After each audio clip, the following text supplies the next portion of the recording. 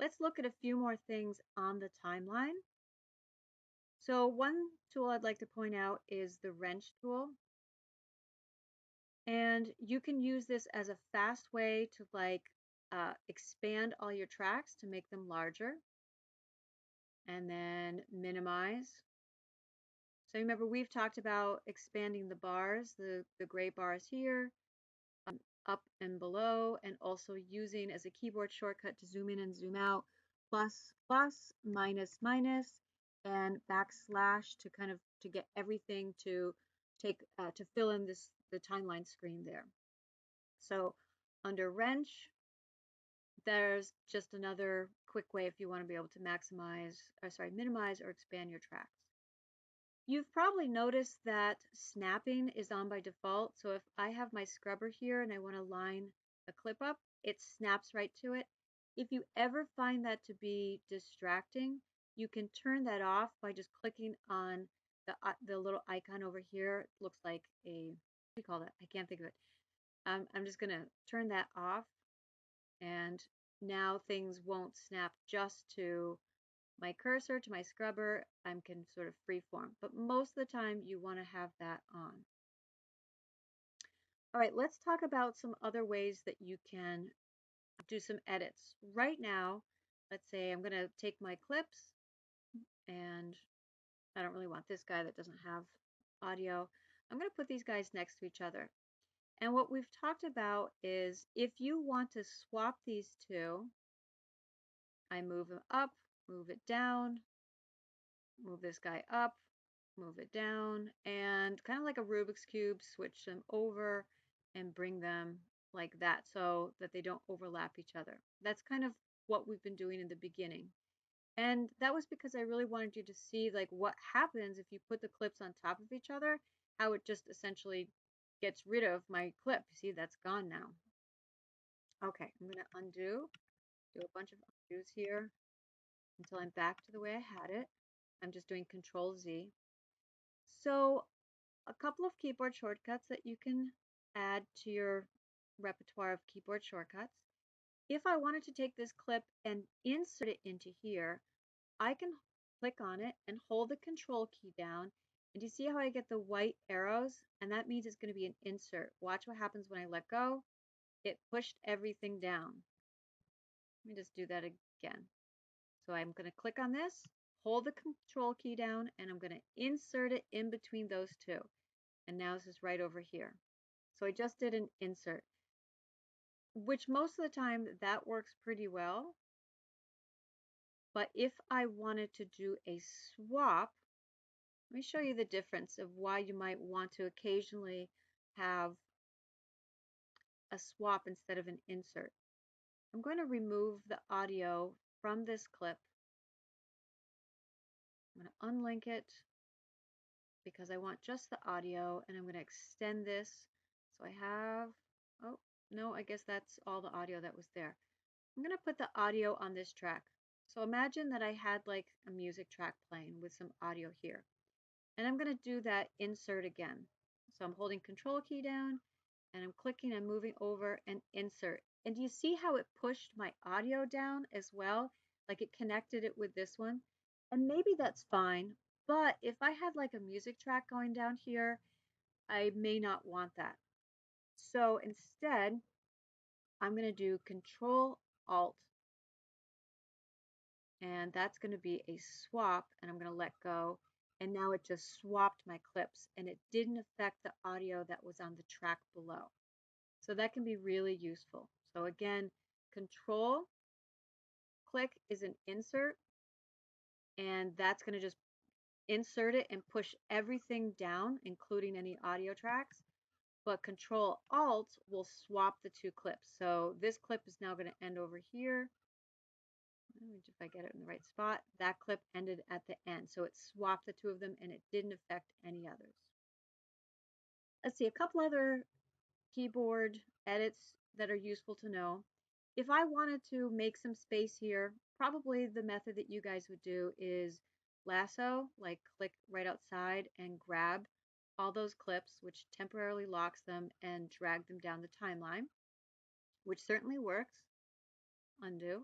But I also wanted to point out you have a tool that's called the Track Select Forward tool. And if I have that tool selected and I click on this clip, for example, it selects everything forward down the timeline, and I can move everything down the timeline, not just what I had selected, but everything that came after that down on the timeline. And that can be useful as well. I think I'm going to switch back to my normal. I'm going to put some more things on the timeline just to make it even more obvious.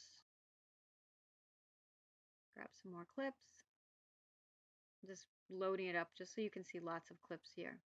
Okay, so again, I'm going to take my Track Select Forward tool and I'm going to click on my third clip here, and it selects everything down the timeline, and I can move and they all stay together.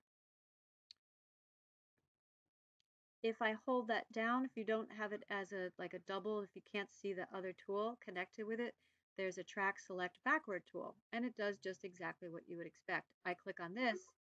Oh, I click on this one and it selects everything behind this clip. So now those guys are all temporarily locked. So that also can be really useful. In terms of if you have spaces here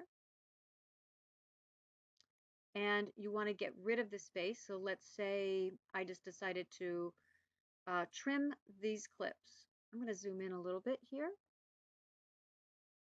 So let's say I decided I want to trim this clip down, and now I want this clip to be right here. Of course, I could just drag it down, but you could also right click into the space and say ripple delete, and it shrinks it up for you.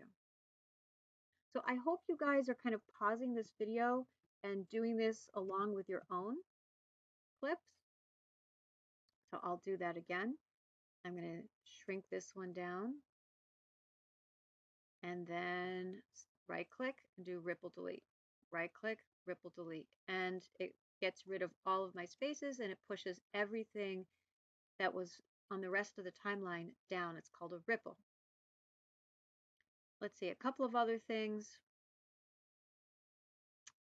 that I'm not sure. I don't remember if we've talked about the razor tool. I feel like I've talked about this a lot with people individually, but let's say there was a section of your clip. Maybe there was someone making a sound, or there was just, you want to make your clip in half. How do you cut your clip just in half or cut out a section? There's the razor tool. I would take that and I could click right on it, and now my clip is 2. Or if there's a section I want to cut out, I'm going to make 2 razor cuts, go back to my normal selection tool, select that, and just hit delete on my keyboard and right click, ripple delete, and that gets rid of.